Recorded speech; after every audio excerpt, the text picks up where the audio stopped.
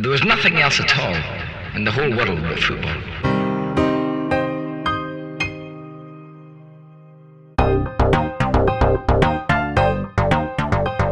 Welcome to the Triple F for an episode of Under the Floodlights, where guests come on to discuss their favourite players, managers or even referees to find out why they think so much of them. This episode will be joined by a good friend of mine, Dave, to find out why Steve Howard is his favourite ever Luton Town player. Steve Howard was a prolific goalscorer for clubs all throughout the English football leagues, with a whopping total of 189 goals in his entire career.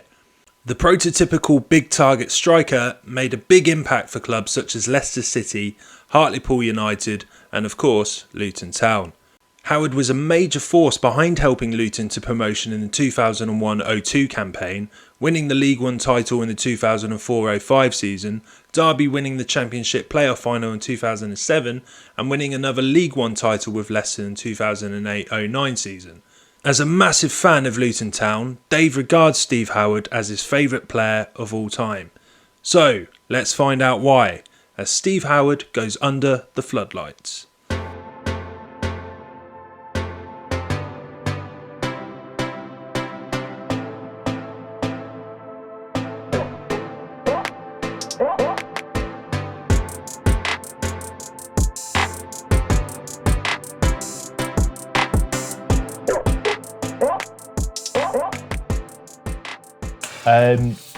Are you able to explain the whole thing in 2001 and like? Well, I remember certain games, like, because I can remember like going with my dad, like a couple of my brothers going to certain games, but I can't even remember the York game where we missed 2 penalties. To be honest, like, yeah. But I remember that season because it was a promotion season, and like it was a good season, I think, for us. Yeah. But I'll just explain to the listeners anyway, Dave, just to sort of give them an idea of his sort of start to life at Luton Town. He, I think they say it was in 2001. It was against York City. There was a penalty awarded to Luton. Howard wasn't the designated penalty taker. Somebody else was. I can't remember exactly who it was, or I couldn't see who it was. But Howard felt confident enough that he wanted to take it instead, so he took the penalty instead, but he ended up missing, and then the penalty was retaken because I think there was encroachment in the box, and then Howard missed it again. Obviously I think the fans and the manager were absolutely up in arms about it, and I think he got subbed off straight away and then sort of sent straight to the changing rooms. However, with putting that sort of dodgy start to the side, he absolutely smashed that season, didn't he? Because I think he scored 26 goals, and that led to Luton pretty much getting promoted that season. Yeah, it was a good season, Howard. I think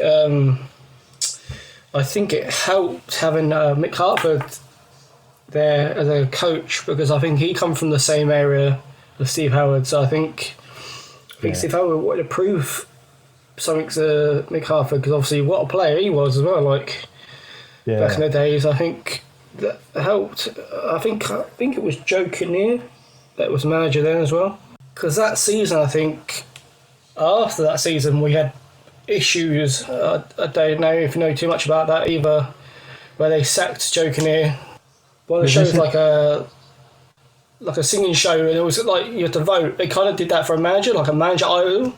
Oh, really? Yeah. And this is when we had real trouble with the owner. Like there was a documentary on a channel about the club. It's very interesting. Yeah. Beyond the scenes, but yeah. What in 2001, Luton Town? I think appointed their manager through like a competition. A phone call. Yeah, he used to call up, because I think it was I don't remember. You had Steve Cottrell as a choice, Mike Newell. Yeah. I think they had Joe Kinnear, or he got sacked. So obviously, I didn't think he would have come back to the club. It's like X Factor for football managers. Yeah, it was ridiculous.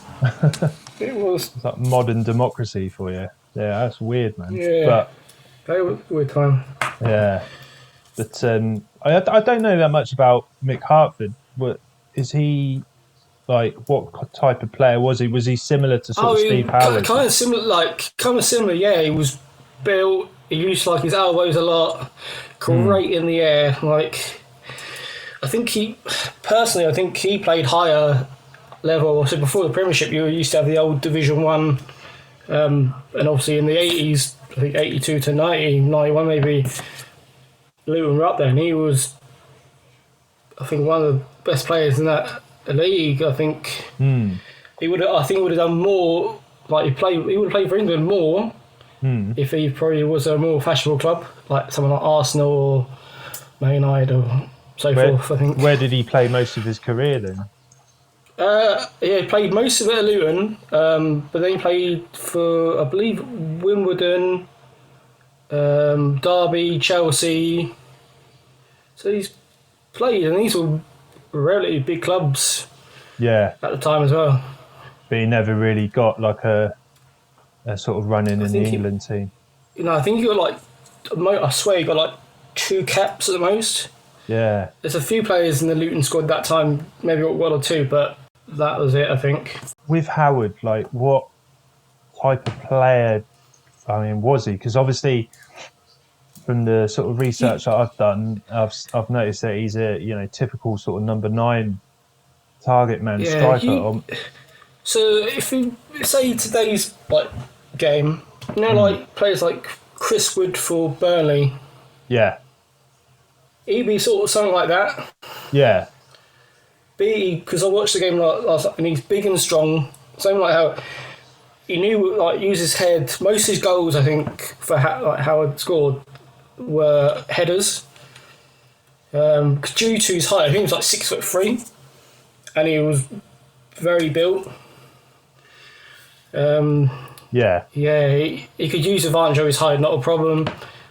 And actually, he played centre back for a few games as well, because I think come season we were very short of defenders. Yeah, and I think it didn't look out of place actually for being a central defender, to be honest.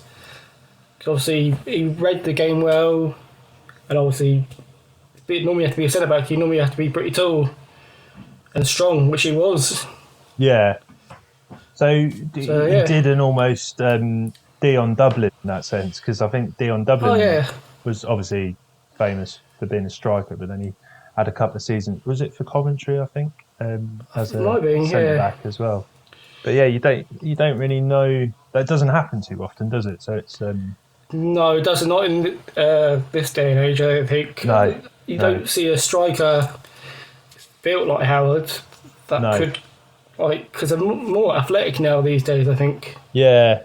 I mean, if I had to make a stretch and say who would make a good defense, I expect maybe Andy Carroll, I think, would.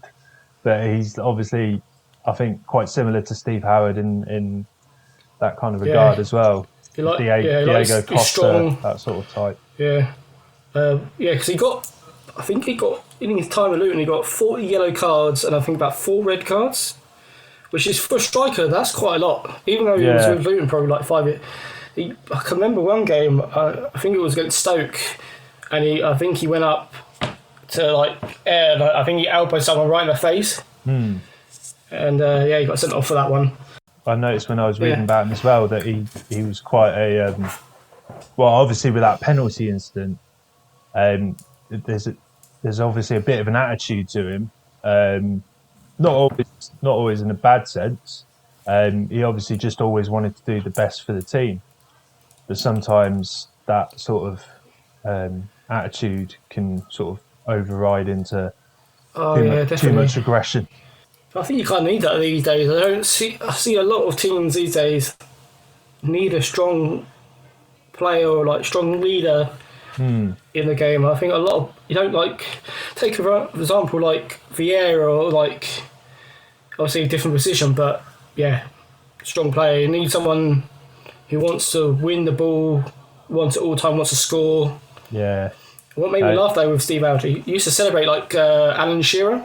Oh yeah. But he's like one up in the air, like, and run off like in the corner, like. Yeah. Which always made me laugh on that he's one. He's from Newcastle as well, though, isn't he, Howard? So. Yeah, I believe that area. Yeah, like Durham, Newcastle. Yeah. Yeah. Maybe it was just a northeast celebration. I totally agree with your sort of reference that modern football nowadays kind of lacks those type of players, because I think with I mean, I support Arsenal, so they're the prime sort of example. Really, we don't have that type of bullish. I suppose we'd probably just like Thomas Partey's pretty close to that. I suppose he's like, you don't always have to be, kind of like getting red cards and stuff, but as long Kieran Tierney's a good example of that as well. Just somebody that's like, willing to put themselves on the line, really. But a bit of passion, I think. Yeah, and I think the modern game has kind of lacked it for a while. But like I say, we're starting to see these characters emerge again. Was Steve Howard just your typical number 9, or was there something sort of silky? What do you think he was? I think he was more than number 9. I think he could hold the ball up quite well. And he obviously could score with both feet as well. That was another thing about him. He could just play very well. But I think you have to, especially he loved wingers. He loved wingers pinging the balls into him as well. Has to be obviously he could do it obviously on the floor, but which is now more this kind of modern game. I don't think Howard would fit in this kind of football now. Yeah. Did Howard score more sort of goals with his head, or was he? I think he scored. I think when he was at first at Luton, he scored more because obviously we were in Division 3. I think that was sort of it suited him because of the way we were playing. But as soon as we went up the leagues, and obviously when he played for Derby and Leicester, I think he scored more with his feet, and he scored a few penalties as well. Yeah. So I think it just shows you, I think the higher you go, you kind of have to adapt to your playing. Because otherwise you might get caught out, especially in the Championship these days. You get caught out so quickly. If he were to play in this Luton side now, do you think he'd benefit from the type of football Luton are playing right now? Or do you think Luton would benefit as well? I think Luton would benefit because at the moment I think we are struggling for goals at this precise moment of the Championship. Yeah. And so I think... Sorry, you can get that if you want me. No, it's one else. But yeah, we could adapt to him, because certain clubs have certain players. Yeah. And they could adapt around them. Like when you have a key player, you work around that. But I think if you get a quick winger, just ping it in. I think Championship as well is quite close to the Premiership. I say quite close. It's not just, but it's a very tough league. I think with the Championship, is if you pretty much look at the Premier League, where you more or less you go up to, I suppose, 8th position, but you pretty much there's no difference all the way down to the Championship. Those, that competitiveness, the type of teams that are in there, the likes of your Burnleys and your sort of Aston Villas and teams like that, you've got them all the way through the Championship as well. And I think that's why the Premier League is so good at the moment in terms of competition and the quality that you see on the pitch, is because the Championship is just so. I think even League One has real good sort of quality competition in there. And I think that's why the Premier League is the product that we have today. I think as well, certain players can go the next step as well, from the Championship to the Premiership. I take example of Bamford for Leeds. I think he does better in the Premiership than he did in the Championship for Leeds. Yeah. As an example, I think. But I don't see that many players for Luton, if we went up this season, take an example, I don't think we'd even get the playoffs this season. Yeah. But if we did, I think Luton would struggle. Yeah. Sort of saying and going on that, where you were talking about Patrick Bamford and then certain players that don't do as well like in the Championship as they do do as well in the Premier League as they do in the Championship. What's your thoughts on Steve Howard? Do you think because obviously he had his time at Leicester, did he play in the Premier League much? He played for Derby in the Premier League for Derby, but I don't think he did that well. No. I think because he was saying that Derby went up too quickly. But to be fair, he did score against Man United in the league for Derby, even though they got beaten 4-1. Yeah. He still scored. And he also said he had his dream come true, play at Newcastle as well. Ah, that's good. Was that He achieved that as well. The season that he was playing for Derby, was that the sort of record lowest ever points was it tally? like 20 points or so? I think it was like 20 points, wasn't it? Yeah, I think that was the season. I think they struggled. I think Howard struggled as well. Even though he's very capable of himself, I think with his height and his strength, I think a lot of managers would have picked that up pretty quickly on watching him. I think that's one of his bits of his game. Yeah, but I think it's a team game because I think if Howard were to play at any other sort of, like you were sort of making that comparison with him and Chris Wood, I think were he in the Burnley sort of team now, I think he would flourish just as well. But I just think because the way they play the football, do you know what I mean? They're quite a physical side. Especially, I quite like Burnley as a club just because they haven't got much money. It's kind of like Luton, really. They haven't got much money, and they play well.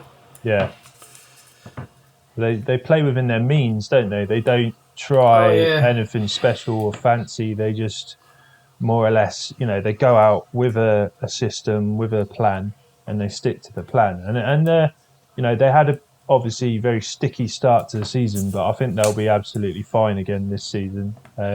Sean Dyche just knows how to get them ticking, but I think Howard would have fit perfectly. Oh yeah, definitely.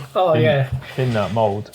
But I think with his time at Derby, it just obviously didn't go that well to plan because Derby just weren't a great team. I don't think they. I can't remember who the manager was actually. I think it was. Is it Billy Davis or someone like that? Yeah, I was going to say Billy Davis as well. But yeah, with maybe just that it wasn't a decent manager, wasn't the right players around him. It's a shame that, and yeah, maybe it was a case of like what you were saying that Howard was saying, that they just went up too soon. But it's a shame. It's a shame that Howard has that kind of blip on his career as well, that it's that was the sort of record lowest tally from a Premier League team. Do you think then his sort of humble beginnings, because he started off as a roofer in his early days and he was working in construction, do you think that kind of helped his footballing career in any way? I think so. I think it made him humble. I think it made him want it more than a lot of other players because I think he had something to prove. Obviously, same with other players that have obviously maybe played non-league or obviously had another trade beforehand. I think these are good players.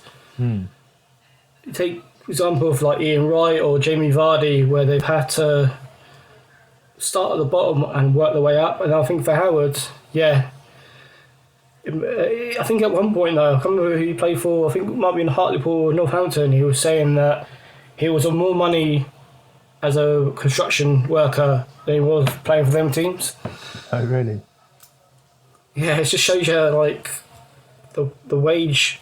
When you watched him play as well, did it sort of reflect in the way that he played, perhaps. Yeah, I think so. Give it all. He's all like, even though sometimes he was, like the point that like York, he had a bit of attitude about him, which I liked. I think he just proved that he wanted to score like as many goals as he could, and I think to make the next step up, to obviously what he wanted to do. What would you have sort of consider your favourite moments of Steve in the Luton Town shirt? I think this is. I watched a video of him in another interview he did, and this is actually against the team down the road that played in the Carling Cup first round. Yeah. This is going back pretty soon, and we beat them 2-1. And before the game, there were a few crowd trouble, and he said that he wanted to watch it, but the ref took him off. Yeah. He said, goes, look at what the fans are doing. It means so much to them. And they're obviously the noise. He was saying that they were shouting at the goalkeeper and he couldn't hear because the Luton fans were that loud. And he loved that passion. Yeah. Which I love about a player, because a lot of these players now would have run, if there was trouble on the pitch, they would probably run off like to the tunnel. Yeah. You don't get that anymore. Favourite goal you can think of? Did you ever see a Howard goal live? Oh, probably. Yeah, when we lost against Liverpool, 5-3 in the FA Cup at home. He scored one of them. I thought it was pretty decent to score against a big club, and also scored in that game against Watford. Actually, I was against our rivals, obviously still at the now. But yeah, I think that meant so much. Yeah.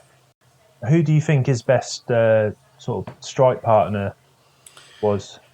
Well, I got a few actually, because obviously the leagues that were in at the time, so like 2001, 2002 season, it would have been, I'd say, Dean Crowe. He scored about 14 goals in that season. Yeah. Which, considering Howard scored nearly double that, I thought that was pretty impressive. And then when we won the League One title, 2004-2005, two players really stuck in my mind was Rowan Vine, and this player, he didn't score many, but he scored 6, I think, crucial, important goals when we need him. Was a player called Enoch Shawamni. Oh yeah, I know. Yeah, we got him from some non-league, because at the time I think we were in administration and we couldn't sign anybody, so he played for expenses only. Which I think at the time you wouldn't get that sort of a commitment now, I don't think. But yeah, he scored 6 very important goals, which I think we needed them to get to the Championship. Yeah. And then when we were in the Championship first season, which we done really well, I'd say Rowan Vine again. He scored 8, and then Ron Raffini, I think he was a Northern Irish international. He scored 6, and even Howard still scored more than that anyway. Yeah. In that season, but which was quite impressive for the Championship. Yeah. But then when he went to Leicester, though, I can't remember who was good at Derby, but with Leicester, stuck up with me was Matty Fryatt. Oh right, yeah. Who was a prolific goal scorer, like a little bit different to Howard, but he scored, I think, 51 times in 168 appearances for Leicester, which I thought was pretty decent.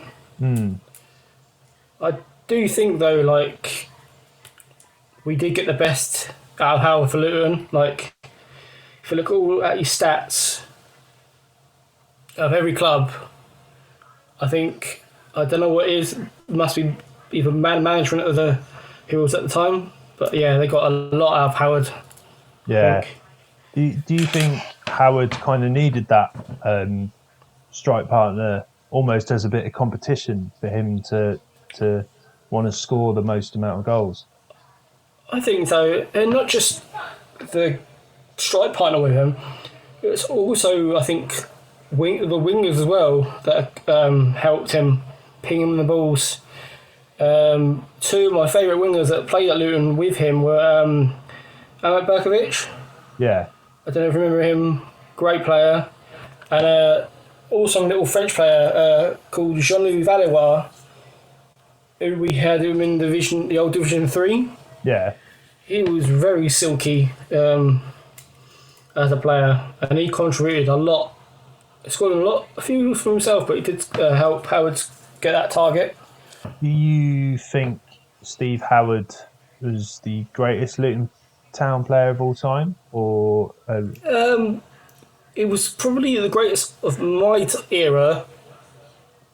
Like, obviously when I was younger, watching up to like now Luton, but he's not the greatest player of all time for Luton, just because there are some complete legends that have played for the club. You got a few examples. You've got Mick Harford, Brian and Mark Steen, Matty Taylor, John Hartson, Matthew Hartson, Steve Foster.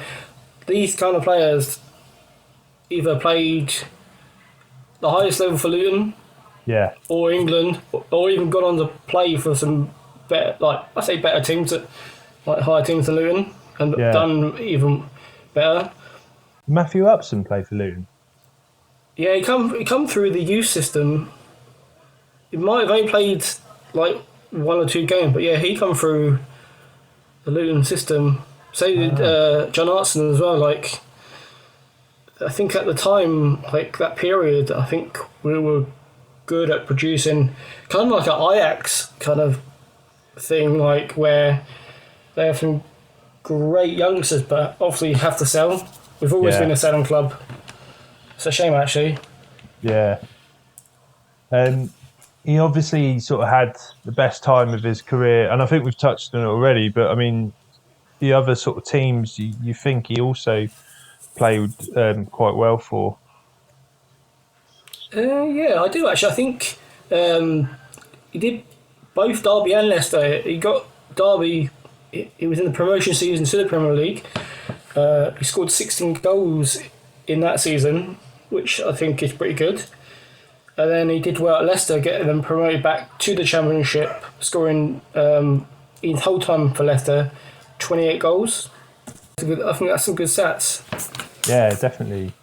But is there? I mean, can you think of anything else that you'd like to sort of talk about with Steve Howard? Actually, being 6th all-time goal scorer for Luton, actually, which is pretty impressive actually, because in say up to 2005, that's when he probably stopped playing, maybe 2006. All that time till now, we're in 2021. No current football player is even close to that target of, I think, 103 goals Howard scored. Yeah. He has beaten a few legends at the club, like Mick Harford scored 92, David Moss 94, even Brian Steen 154. But even James Collins, who is our main striker in the Championship now, he's only scored 64 times in 154 games. Which is pretty decent, but I don't think it's nowhere like Steve Howard, I don't think. Yeah. To score that amount of goals in such a short amount of games is, pretty prolific. I don't think we'll get a player like that again. So guys, that was the first episode of Under the Floodlights. Join us again next episode where we'll be talking about Zinedine Zidane.